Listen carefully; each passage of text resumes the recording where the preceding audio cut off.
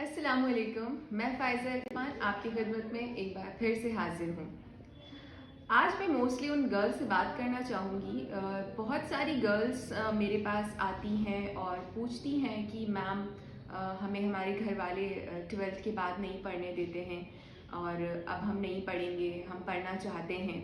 तो बहुत सारे ड्रॉप आउट्स ऐसे होते हैं जो आफ्टर 12th या आफ्टर 10th हो जाते हैं। तो मैं उन गर्ल्स से ये कहती हूँ कि क्यों, वाई, क्यों क्यों आप नहीं पढ़ेंगी 12th के बाद, क्यों आपका ड्रॉप आउट हो जाएगा। तो लोग कहते हैं कि मैम हमारे फैमिली अलाउ नहीं करेंगे और ऐसा है नहीं माहौल कि हमारे कोई पढ़ने जाता है, हम नहीं पढ़ते हैं। आज उन सब गर्ल्स से मैं ये कहना चाहूँगी कि मैं फ़ाइज़ा इरफ़ान, जिसने कभी सोचा नहीं था कि 10th स्टैंडर्ड के बाद मैं पढ़ भी पाऊँगी, आज हम पीएचडी कर रहे हैं, रिसर्च स्कॉलर हैं। क्यों? Just because of my mother, मेरी मम्मा की वजह से। उन्होंने मेरी पढ़ाई के लिए बहुत स्ट्रगल किया, उन्हें पढ़ाने का शौक था।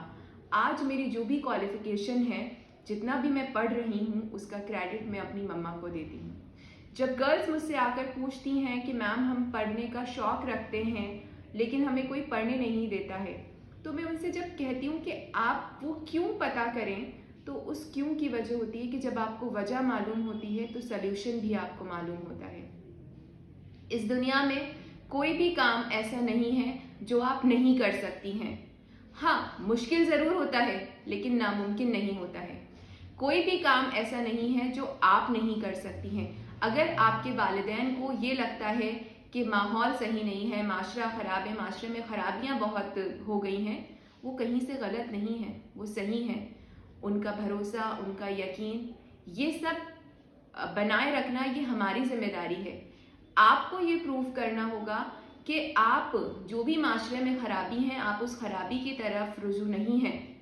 आप उन सब से खुद को अलग प्रूव करेंगी, आप उनके भरोसे को कायम रखेंगी। आप देखें कौन से वालिदैन हैं जो कि मना करते हैं। मेरी मम्मा जो खुद अपने डिसीजंस लेने से डरती हैं, लेकिन उन्होंने मेरी पढ़ाई के लिए डिसीजन लिया, और जब उन्होंने डिसीजन लिया तो मुझे पढ़ाई से कोई रोक नहीं पाया। प्रूव करना आपकी रिस्पॉन्सिबिलिटी होती है कि आपको स्कूल जाना है, आपको एकदम प्रॉपर एक अच्छे स्टूडेंट की तरह बिहेव करना है। कॉलेज जाना है तो इसका मतलब ये नहीं है कि आपको बंक करना है, मस्ती करनी है, नहीं, आपको पढ़ाई करनी है। आपके वालिदैन का जो भरोसा है उसको आपको बनाए रखना है। जब आप ये चीज़ें रिवॉर्ड में देती हैं तो फिर आपको कोई भी नहीं रोक सकता। प्रूव योर सेल्फ, ये आपको प्रूव करना होता है। दूसरी बात, पढ़ाई तक तो ठीक था कि हमें लगता था कि पढ़ना, हम कैसे पढ़ेंगे कैसे नहीं, लेकिन हमारी मम्मा ने हमारे लिए स्टैंड लिया। दूसरी चीज़ जो हमने कभी अपने ख्वाबों और ख्यालों में नहीं सोची थी कि पढ़ाई तो हमने कर ली जैसे तैसे, जब हमारा एमएससी हुआ उसके बाद जॉब तो मतलब ऐसा था कि जिसके बारे में हमने खुद ने नहीं सोचा था, और वो ऐसी चीज़ थी कि ऑलरेडी मैं अपनी एमएससी में अपनी पढ़ाई के लिए स्ट्रगल कर चुकी थी। अब उसके बाद जॉब करना मतलब बिल्कुल भी नहीं, बिल्कुल एकदम नो था मेरी फैमिली में कि जॉब नहीं करनी है। लेकिन अल्लाह ताला ने ऐसे असबाब बनाए कि मेरी कज़न का एडमिशन होने जा रहा था और उनके एडमिशन की डेट निकल गई थी, और मैं उनके एडमिशन के लिए स्कूल में बात करने के लिए गई, और वहाँ मुझे मेरी मेंटोर मिली। Yes, my mentor doctor Samra Sultana ma'am, जिन्होंने मुझ में शायद उस वक्त क्या कैपेबिलिटीज़ देखी जो कि मुझे भी नहीं मालूम था, लेकिन उन्होंने मुझे फ़ोर्स किया कि मैं उनके स्कूल में जॉब करूं। लेकिन मुझे, जैसा मैं अपनी प्रीवियस वीडियो में भी बता चुकी हूँ कि टीचिंग मेरा नहीं था कि मुझे टीचिंग करना है, और ये मेरा इंटरेस्ट का जॉब भी नहीं था, तो मुझे नहीं था कि करना। लेकिन मैम ने मुझे इतना मोटिवेट किया और उन्होंने मुझे जॉब पे रखा। उन्होंने मुझे मेरे पहले कंफर्ट जोन की जॉब दी, कि यानी कि मेरा जो को करिकुलम वाला पार्ट था, मैम ने वो मुझे करके मेरा इंटरेस्ट जॉब की तरफ डेवलप किया। उसके बाद मैं करती गई। फिर जो पार्ट की जिससे मुझे लगता था कि मैं कभी नहीं कर सकती हूँ, मैम ने मुझ पर ट्रस्ट करके कि yes Faiza ma'am, you can do it, उन्होंने मुझे बहुत बहुत फोर्स किया। तो thank you so much doctor Samra Sultana ma'am कि आपने मुझे इतना मोटिवेट किया, and you are my mentor, कि आज मैं जो भी वर्क कर रही हूँ वो आपकी वजह से कर रही हूँ। ये चीज़ें मैं आपको इसलिए बता रही हूँ कि कोई भी चीज़ मुश्किल नहीं होती है। अल्लाह ताला हमको मौके देता है, अल्लाह ताला असबाब बनाता है। आपको वो अपॉर्चुनिटीज़ लेनी है और अपने आप को प्रूव करना है। पता नहीं कब कहाँ कौन आपको मोटिवेट करता है।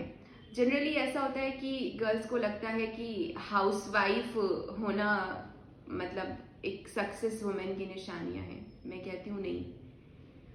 हाउसवाइफ गर्ल्स जो होती हैं, अल्लाह ताला ने उनको इतनी कुव्वत दी होती है कि रोटी बनाना और हाउसवाइफ बनना, ये तो हम लोग अल्हम्दुलिल्लाह बहुत बेहतर तरीके से, चाहे कोई भी गर्ल डॉक्टर हो, इंजीनियर हो, XYZ किसी भी प्रोफेशन में हो, वो अल्हम्दुलिल्लाह इतना केपेबल ज़रूर होती हैं कि वो अपने फैमिली को अच्छे से टेक केयर कर सकती हैं।